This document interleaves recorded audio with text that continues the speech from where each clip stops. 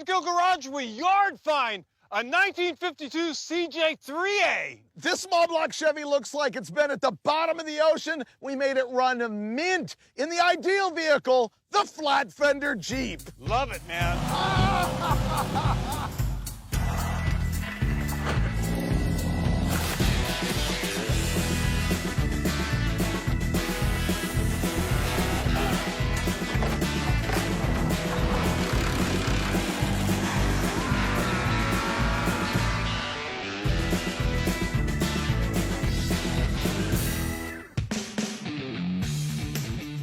Dulcich bought a new vehicle, which is like a monthly occurrence around here. And as is normal, he's texting me photos of it. He's like, dude, look what I got and everything. It's kind of a junkyard find kind of feel to it. He's already talking about like putting a stroker motor in it. Let's do this, let's do that.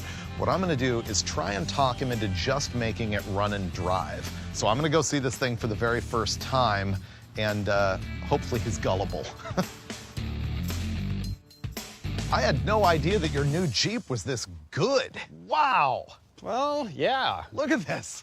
That is hardtop, man. That's like homemade. It's a production piece as crude as it looks. This bumper is awesome. I don't like the bumper. Oh, come on. I can't guarantee that's gonna stay, but it's got these hatches. It's kind of like a submarine. It's storage. I Ugly. love it. You got Saginaw steering. Looks like it's mounted a little strangely, but Yeah, it's not crude, bad. but effective. Look at the stack of washers there. This thing looks like it has old, maybe Rancho lift springs on it. Yeah, not quite enough for these 32s. I've got like 2 inches to Defender over here. These are 33, 12, 50, 15s. I like that size on a flat fender. It looks good to me. It does. It needs to be lifted a little bit if you're going to off-road it, but I know you're just going to drive it around the sand wash. I've got to look the part when I'm mall crawling with it, so I'm just going to have to do a little bit more lift. This is a CJ3A. Yep. You know how I know? The windshields get changed a lot from a 2A to a 3A, so you can't really count on that. The difference is that a CJ2A would have a split windshield. It would be 2 pieces, and this one is 1. And the front frame horn shape up here, and this custom wiring. Oh, it has a block heater. Oh, no way. Look at that plug. Wow. Oh, dude. Yes. What did you notice? The whole body is skinned. I know. Do you see the rivets? Yes. That's kind of an odd thing, but it's overlaid with sheet metal for some reason. Small block Chevy? Yeah, that to me was like a deal maker. Oh, nice. What engine is it? The guy said 350, but to a lot of guys, any small block Chevy is called a 350, right? I don't know if it starts and runs. I can't stand this 2-barrel carburetor because it doesn't go Nah, we can make when that you run. floor it. All right, Steve, I'm gonna give you our goal for this episode. All we're gonna do is make it run and drive, because once that happens, you're not gonna want to change it all up. You can just use it for a tractor around the farm. So whatever it takes, we're gonna make it move under its own power without changing the engine. Did you look at the interior? See if you approve. It's got a lot of like, I call them desert rat kind of mods. There is glitter in the handle of the toggle switches on the piece of angle iron. This shifter is an 8-ball. This one is Brew 102. That was a beer made in Los Angeles back in the day. Wow, that is vintage. It's got overdrive, that's the extra shifter here. This thing was just magic in its day. Oh, it's got an AMC steering column. Oh, that's a CJ7 column, yeah. Okay, pressure wash it, roll it inside, fire it up. Then we're done here. Wow, if it works like like that, I would be thrilled. Some of you guys might consider me more of a muscle car guy, and yet I bought this, a Jeep. You may ask yourself why, and sometimes I ask myself the same question. But actually, these early Jeeps, the flat fender as they were referred to, have a very, very special place in my heart, because it was actually a CJ2A, which was an even older model than this 3A, that I learned to drive in. The bones are exactly the right starting point for me and a flat fender Jeep.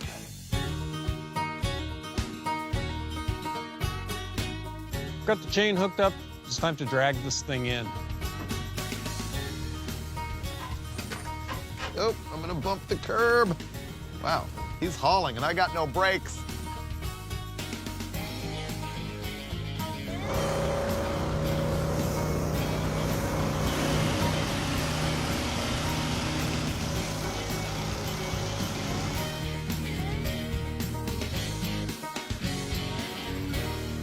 Okay, Steve, remember, just make it run.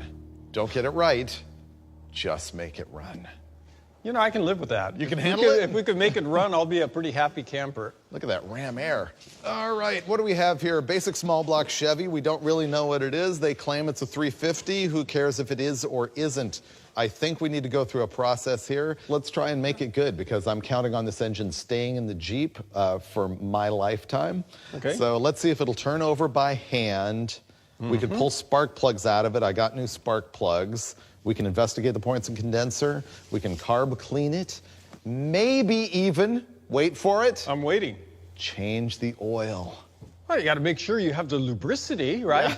I just want to drain the oil and see if it comes out in chunks or not. Man, I really have my fingers crossed, Freiberger. If this fires up, it'll save me so much time swapping an engine for no reason. That was my thought. Yeah.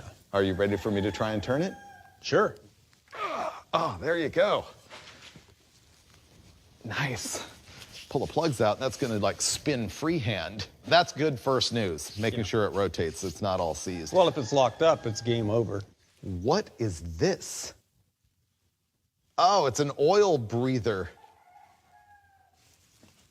Right? Yeah. Oh, it is. Huh. Steve, I don't know if I have good news or bad news. The plugs were finger tight and they are brand new. Well, I can put away this ratchet and spark plug socket. You know what would really help? Is if this plug had a gap on it. There's no gap at all? Nah. Well, I mean, there's 5 thou. Let's take them out anyway and maybe oil the cylinders. Oh, that's a good idea. Yeah. Yeah. Yeah, somebody tried to start this thing before is sort of what I'm deriving from this, because it has brand new plugs and 2 coils on it. That means somebody has messed with it. So where the gamble is here is that we are better than those guys. Yeah. Duh. I'm just gonna hit the cylinders with some lube in case we've got a stuck ring or, you know, rust or something. Well, yeah, I think it's a good idea. Yeah, can't hurt. We're trying to treat this well. Watch, I'm gonna go to all this difficulty and this motor's not gonna run at all. Positive attitude, David. I'm positive it's not gonna run. Use the power of intention. It will run good. There's one. All right. We're gonna de-glop this thing. This motor is filthy. It looks like it was at one time corporate blue, which lends credence to the fact that it might be a 350. Here comes the moment of truth. And boop, not bad, Steve. Oh, yeah. It's a little gloppy at first. Oh, there was a big chunk. It's starting to drip. Oh yeah, it's going down my arm. Oh, come on. Oh, why are there so many threads on these things? There we go. Ooh, that was gloppy and had water in it. Yep, lots of water in the filter, Steve. Oh, really? Uh-huh. Here it comes behind the passenger side front tire. Right where you said. Yeah. So here's the filter that came off the engine, and it'd be interesting to see what's actually caught in the filtering media. So I'm gonna stick this in the vise as so. I've got a special oil filter cutter opener. It works like a can opener. There's a cutting thing here, a couple of rollers there. You turn the handle here to advance the cutting blade. There we go. And what you're looking for is obvious signs of internal engine distress, like flakes of bearing material. That means you've got bad bearings. I issued this a clean bill of health. I think our possibilities are very promising. There's a new filter. Oh, yeah. It's filling up. Okay. We're gonna find out if the engine will turn over, and it's going to. Look at that. Great. All right, check spark. Seriously? Yeah. Nah. No chance of that. Nope. Completely unsurprising. We figured out that the engine cranks over with the existing wiring, which is stunning to say the least. We don't have spark out of the ignition, and so now we're gonna troubleshoot that a little bit. And man, we might be close to putting spark plugs in it and pouring some fuel down the carburetor and making it work. Okay, crank it. Okay, that's no good. I'm gonna jump this directly to the starter motor, which was my original idea. Do you have a test light, and I'll check for blinking? I'll check. Yeah. We're trying to get a spark out of this thing, and so we have jumped directly from battery cable power at the starter all the way up to the positive terminal on the coil. We're not getting any spark out of it. It could be the distributor's not turning, there's no rotor in it, it's all messed up, the points aren't working, something's grounded in there, the wire's not hooked up, all that stuff. So the next thing that I'm gonna do is put a test light between ground and the negative terminal on the coil. So this has points ignition. Obviously, it is not electronic. So if the points are opening and closing and conducting, then when he cranks it, we'll see that light blink. All it does is get really dim, so no. Now here we run into the fatal flaw of the small block Chevy in the Jeep Universal. Yes. Yeah, the fatal flaw being that the distributor on this is tucked way under the cowl, and I mean wedged under there. It's like you have to remove the body to get the distributor cap off. What's the solution? For me, what I'm going to do is actually cut the cowl. I think I can fabricate something here that's going to come on and off and allow access to the distributor, and then close up and it'll look like it was something the factory had made. The secret to making a curved cut with a cutoff wheel is not to plunge it in too deep, because that way you're just working on a very shallow radius. It's still hard to get to the cap. I know. Will the cap come off? I'm going to make this perfectly serviceable. Look at this distributor cap.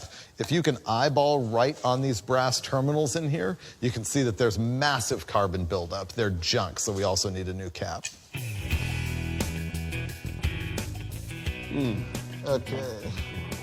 I'm installing new points.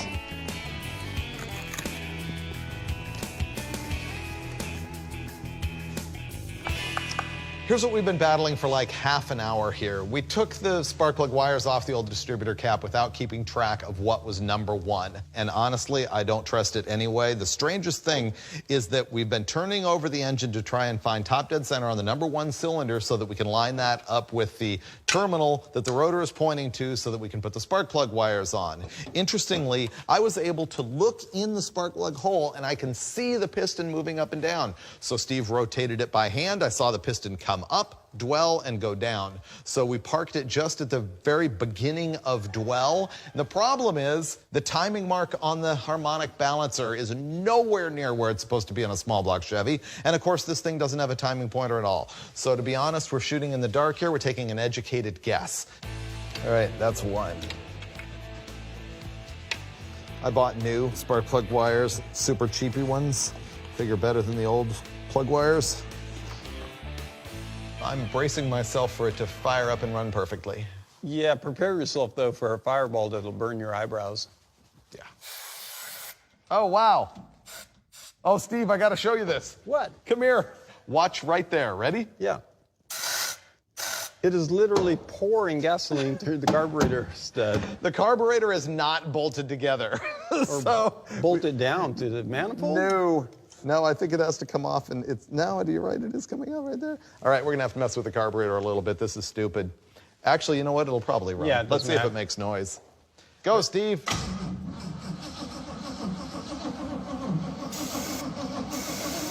Oh, it did something. It's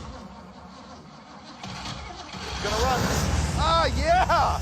Oh, did I nail that timing or what? You nailed that timing. It ran. It ran perfect. Why is it that when we have everything going for us, we're off by a mile, and with this, it was a sheer stab in the dark. It was a dart throw. Make it run again. That wasn't good enough. Ready? Yeah.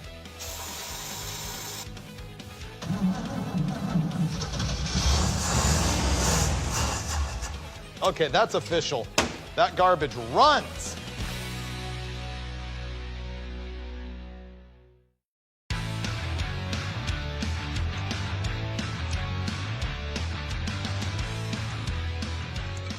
Carb lift off. There we go. Let me see if I can fix this thing.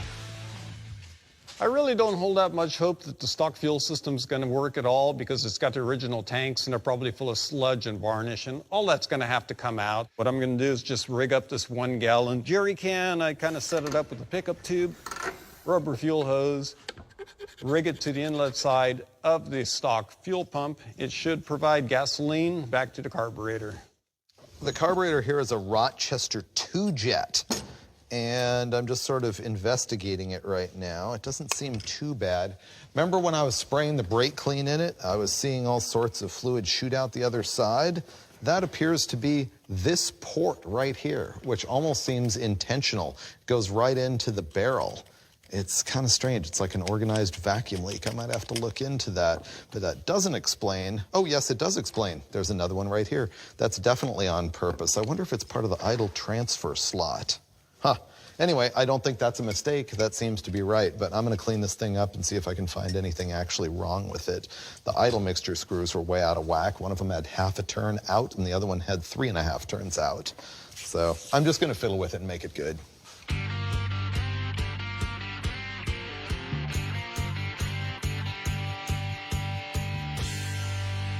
It's time to make our clapped out Jeep run. First thing that's going to happen is I'm going to crank the engine over. Steve's going to spit this fuel line into the jar to see if the fuel pump is working, and if it is, we'll hook it up to the carburetor and try to run the motor. Yeah, we'll either live or die on the results of that. Ready? Yeah. Oh, yeah. Keep her coming. Look, it just shoots out of there in spurts.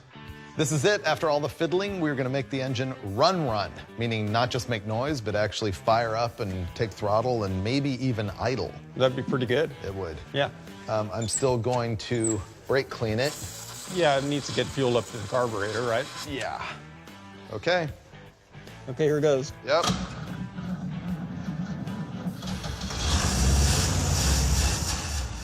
It's getting fuel now. Okay.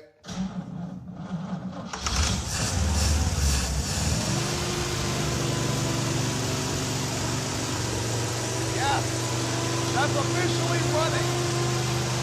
No blow line. This thing runs great. A little smoke out the tailpipe, but that's normal. No. That's fine. Yeah. I'm calling that official. All right, Steve, it runs great. We need to make it move under its own power. Next goal, driving. Driving? Yeah, I noticed the shift linkage is all falling apart, so I think which? that's what I got to deal with. There's just like 1, 2, 3, 4. So which one is all falling apart? Probably all.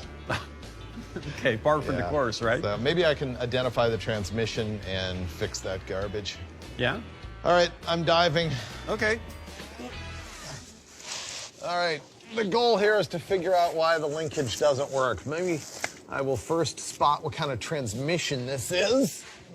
My quick tip for figuring out if a transmission is a Saginaw or a Muncie is whether the reverser lever is on the tail shaft, which means Muncie, or if it's on the body of the trans, which means Saginaw. This one would appear to be a Muncie, which is considered to be better. There's a bunch of linkage on this thing. There's the transmission, there's 2 sticks for the transfer case, and there's 1 for the overdrive. I'm gonna start with the 4-speed transmission linkage here. I'm gonna lube it and ask Steve to go through the gears. All right, Steve, do that bang shifting that you do. Okay, reverse. Okay, yep, it is. First, Yep. second, third, fourth. All the gears work. It seems to. Yeah. It's a little sloppy, but considering the other work I have to do on the other linkage, I'm gonna leave it alone. All the lube seems to help. It actually shifts pretty smoothly. Steve, What? breaking news here. I'm ready. You have no rear drive shaft. Do I have a yoke? Do I have anything? You have a half a slip yoke hanging out the back. Wow, that's a short drive shaft because they moved everything back to install the Muncie. This is FUBAR.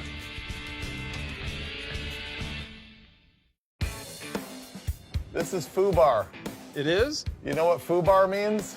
Yeah, all messed up. Yeah. Wiggle the linkage. Well, the shifter is not bolted to the floor. It's actually just doing nothing. Not being bolted to the floor is not my problem right now. See if you can hold the base of it and actually make it pivot, because it's not attached to anything up here. No, I can't do that. No? I think we need to weld it to the floor. That sounds pro. I'm looking at the shifter for the overdrive, and the problem is it's not bolted to the floor. In fact, the ear where it bolts onto the floor is broken off the back of the bracket, and there's nothing to bolt it to in the front. So I'm gonna have to do some creative engineering, maybe make some sort of bracket for the front, and maybe just run it bolted on the back only. If my arms don't fall asleep first, I will get off this companion flange on the back of the transfer case so that we can order a new drive shaft, because this one is just plain gone. Hopefully that doesn't mean somebody disassembled it because there's something wrong in the rear axle or something. I've been thinking about how I was going to fix the broken shifter mount and decided to cop out and take the easy way out. What it's going to involve is just welding the rear mounting ear to a bolt in the floor, which I think it mounted to originally.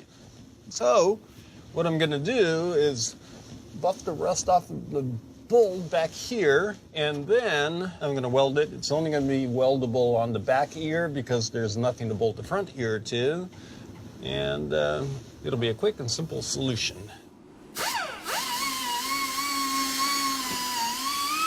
A lot of this goop seems like it's been down here since the beginning, which, by the way, for a CJ3A would have been 1949. They sold these things concurrently with the CJ2A, which of course was the civilianized version of the earlier World War II Jeeps. There we go. Apparently the 3A was an attempt to bring back sales on these universal Jeeps. When these ended in '53, they came out with the M38A1, which was the round fender like a CJ5, but the civilian version, the CJ5, was not sold to the public until 1955. And there's the companion flange for the drive shaft. So now I can measure that up and we can get a new drive shaft coming. I've got to fix the broken shifter mount for the overdrive. Now, the thing is, the rear mount broke, so what I did was I just kind of cleaned up this bolt right here at the back, and I'm going to weld the bracket right to there. That's going to be the quickest, simplest, and easiest to repair, and that way we can try shifting that and see if the overdrive is actually working.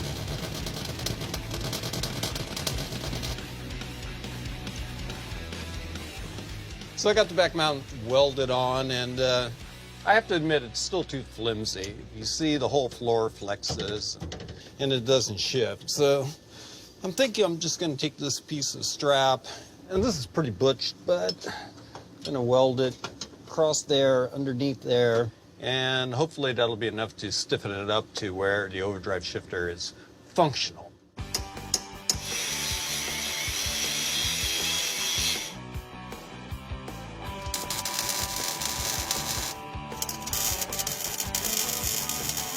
That's welded up to perfection. I consider that a professional grade repair.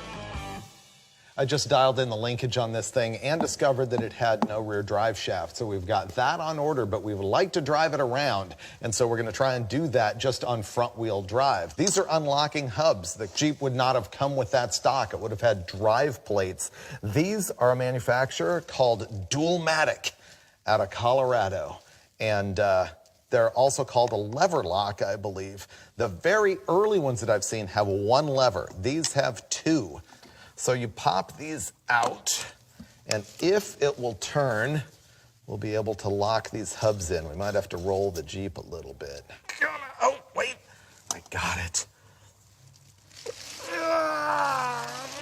There we go. Locked.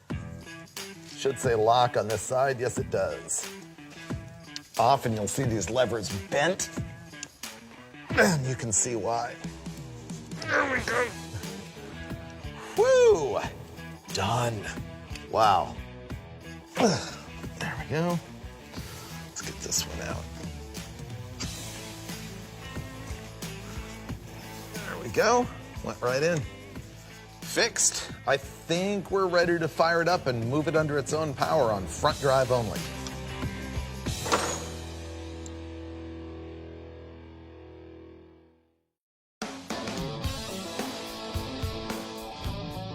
Admittedly, we don't have perfection here, despite how it may appear.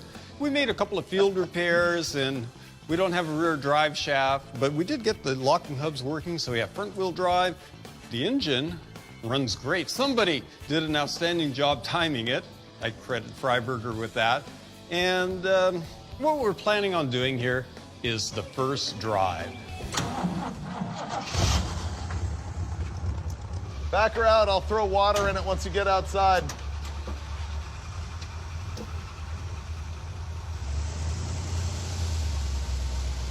It goes! It's moving! It goes! Man, that runs good. It actually goes! Woohoo! Yeah! That's unbelievable! Freiberger, it's incredible! Runs good. Yeah! All right, now we're gonna see if this radiator holds water. All signs point to no. Should I just throw some K-Seal in it now? How much is it leaking? It's not leaking. Really? No, it's like new. Wow! Are you sure this wasn't running perfectly before you bought it and we just faked this entire episode? Oh! Hi! All right, we're in low range. Anybody coming? No. Okay, I have to break it to you, but I have no brakes. I knew that. Dude, we're driving. This kind of reminds me of when we drove around in the BJ5. Minus about, 500 horsepower. No, I mean when we first got it, before we put the motor in it. Wow. This is great. Ooh, look, mud. I know. We're gonna go mud. It's an obstacle course. Whoa! Oh, the rear tailgate closed. Yeah. That gave me a heart attack. I thought it exploded. It didn't go with the boom. Oh, look at the sights and scenes. You're bogging it. There's a big yard tractor there, a couple of farm tractors. Don't hit your head on the water pipe or whatever. Oh, yeah. Oh, oil pressure works. Oh, temperature works. It works. Look at the oil pressure, it's fantastic. Yep. 40 PSI at idle.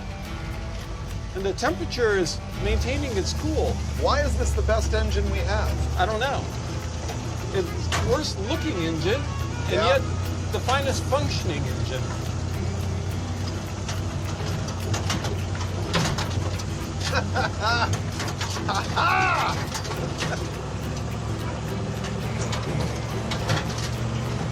You know what's really cool about the Muncie? Synchro mesh? Yeah, you don't have that. You're not used to that in the flat fender. No. Oh, you're speeding now, throwing mud. Look at that. Oh, dude, it's even peppy. This thing's got some oats. It really does. Whoa. Wow, it torques here like crazy. It does. While driving it. I'm holding on now. Yeah. Don't spin a donut, I'll fly out. Oh, look at that. Just downshifted to first and no grinding. I'm in second now. This thing is so good. Yeah. Yeah! Yeah. I'm really happy with the flat fender. Me too. I mean, it actually drives. I mean, basically, It's done. if you had to give it odds, what would have been the chances? Oops. Oh, am I gonna have to hit the starter? Oh, I should hope not. Me too. It's muddy. Ow, it's also sharp. What are these things? I don't know. Ow! They may be some sort of really prickly thorns. They are. Okay. Nothing? What? Don't tell me we're gonna have to put a starter on this. No. You're holding the key? Yeah. I think the starter's finally done. Wow, those were thistles. Ow, everything is sharp. That sucks. I'm all stabbed. The starter is kaput. No amount of bashing was gonna save that thing. So we're gonna try and pull start it with the Durango. We're gonna get this going, then I'm gonna unhook the chain, and then it's gonna be more fun on Dulcich Acres. Are you ready? Yeah. Fire it up, Steve. It's skidding, what do you know? You gotta get going faster. Put it in second. It is a second. Oh. All right, they're gonna have to come back out and do this on the street where it's somewhat paved. They're gonna go all the way around the building? That's my guess. Steve's trying to do it on the pavement. Well, it's skidding the front tires. There it goes! And it's running again.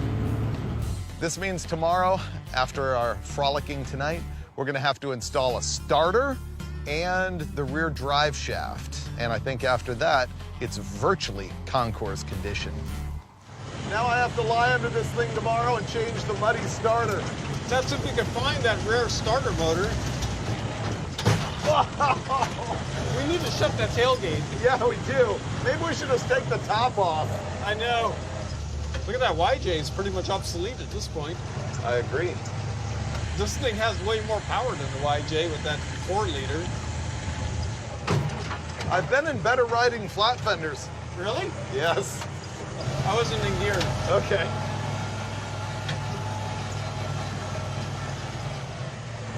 If you got it stuck in your own yard, that would be a new accomplishment. Yeah.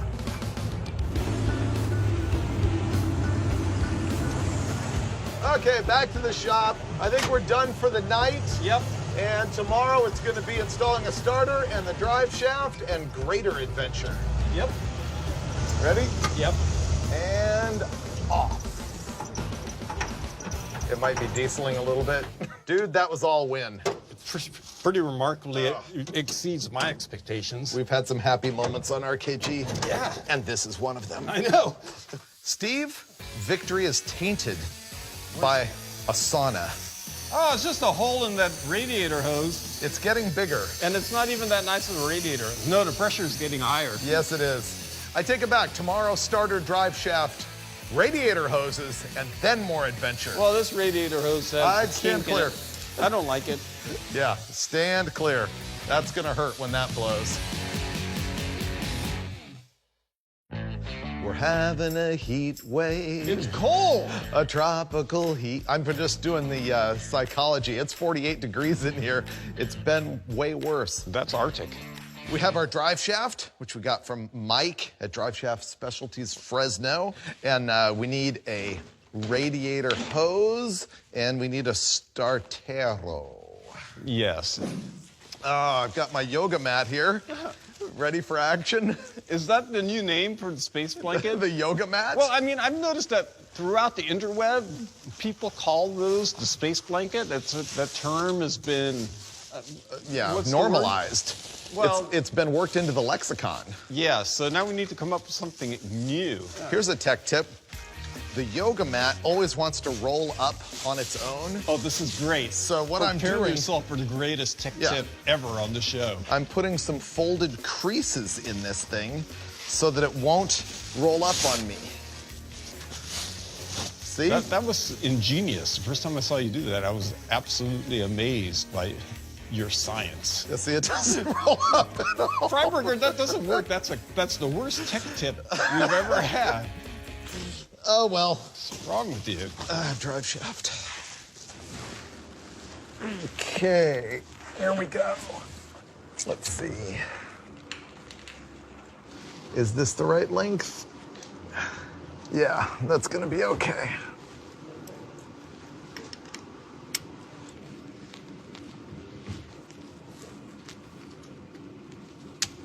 I bought this molded radiator hose from the auto parts store.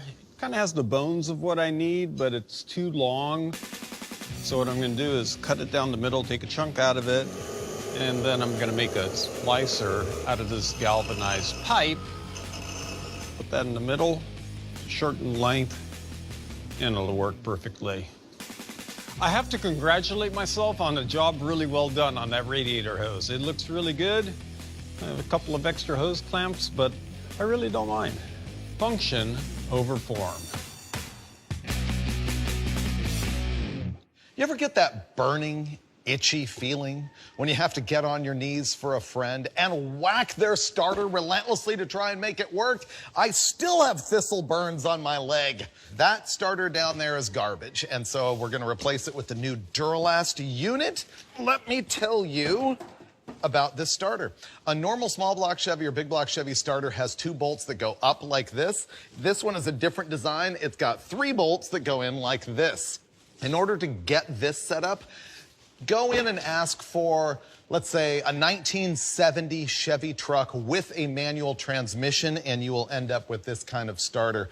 I see them pretty frequently on Jeeps with V8 swaps. I'm not really sure why. I guess they use those old school bell housings.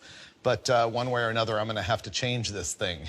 Here's an actual worthwhile safety tip. If you've got a wedding ring like I do, especially if it's gold, make sure to disconnect the battery before you work on electrical stuff, because if you arc from 12 volts to ground, you're basically gonna melt your finger off right there, or you're gonna scream in agony, pull the ring off, take all the skin with it, and it's like gonna dangle freely, and it's gonna be awful. Steve cannot stand stuff like that.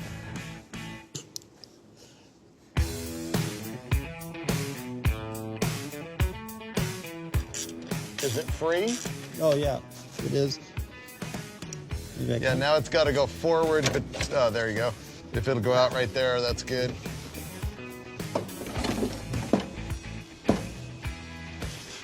Out! Got the new starter. Should drop right in place. Ready, David? Yeah, don't drop it on my skull. No, I'll try not to. Okay, now we need to stick it in. It's on the exhaust pipe right now. I can tell already it needs to clock this way, stop there. And I'm going for that middle bolt.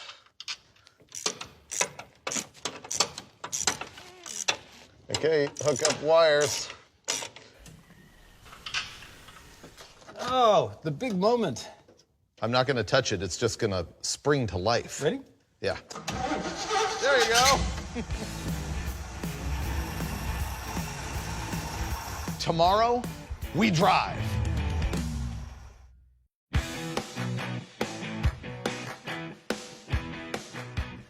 Here we are at our secret test facility. We've been here with the Wreck Runner. We've been here with that 41 Ford. We were here with the 40 Ford. This is the first time we've been here with an actual 4x4. I know. That has 4-wheel drive now. You know what I was thinking about, though? No. Do you have any idea why a Jeep is called a Jeep? Oh, of course. You do? GPW. And what does that mean? General Purpose Willys. Wrong! Okay, school me, I Freiberger. hate it when people come up with that. So here's the thing. All right. Remember they had the GP before the GPW. So the Ford GPW was the World War II Jeep that was made to Willys specifications. So it doesn't mean general purpose. G is government, P is an internal code for the wheelbase, and W is in fact Willys. And so Jeep could have been a contraction of GPW, GP, but I don't think so. I think it's from Eugene the Jeep on the Popeye cartoons. You think so? But what does that have to do with the Jeep? Because it means that they can do anything and go anywhere. That's Really? exactly what Eugene the Jeep was. And so I think it's either a contraction of GPW or it's Eugene the Jeep. It has got nothing to do with general purpose. That didn't exist. I'm fired up. This is the best running small block Chevy flat fender Jeep in the history of mankind. I know, it's pretty good. And I'm kind of not exaggerating. Prepare yourself, David. I've braced myself.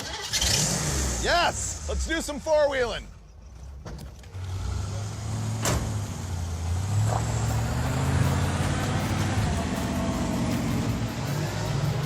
This thing's actually peppy. It's very good. You're in low range? Yeah. You know what would make the Jeep slightly better? Brakes. And seatbelts. Yeah. The brakes are like secondary to seatbelts. Yeah. We still don't know its off-road capability, but it is a Jeep. I think I can make that climb. Yeah, probably. But if you don't, you gotta back down with no brakes.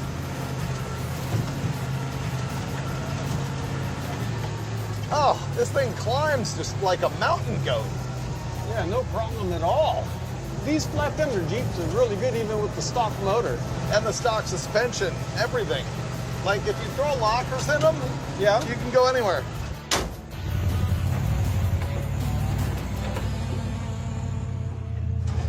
Some of my best days are in a flat fender. Yeah, me too. I mean, I cut my yeah. teeth on flat fenders. That's basically where it all began for me. I didn't come to them until much later in life when I was the editor of Four Wheel and Off-Road magazine. This is nothing for a flat fender Jeep.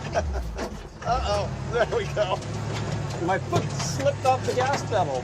Great.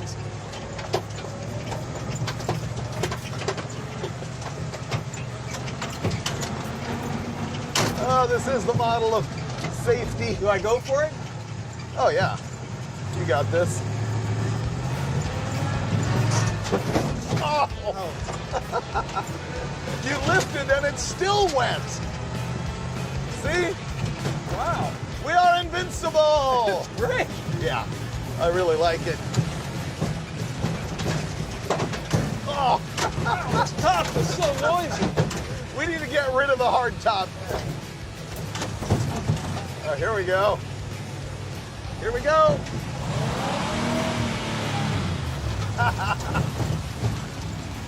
It turns out the 3A is unstoppable. Oh, it is. It's the greatest off-road vehicle of all time. Oh no, you're gonna drench me.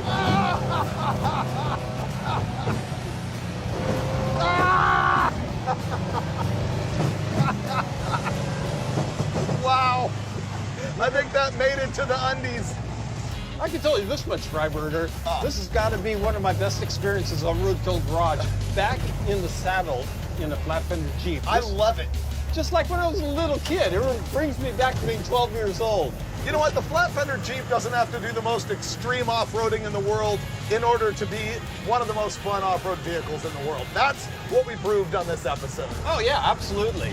You know, even as a stock rod, Yeah. it's a fun rod. Think of the satisfaction we had from making that engine run. Oh, who'd have thought it would run so great? It's so good. I know. How is it even possible? Moral of the story, get yourself a flat fender Jeep and a buddy and make the garbage run and get out and do some whooping like we did this time on Roadkill Garage.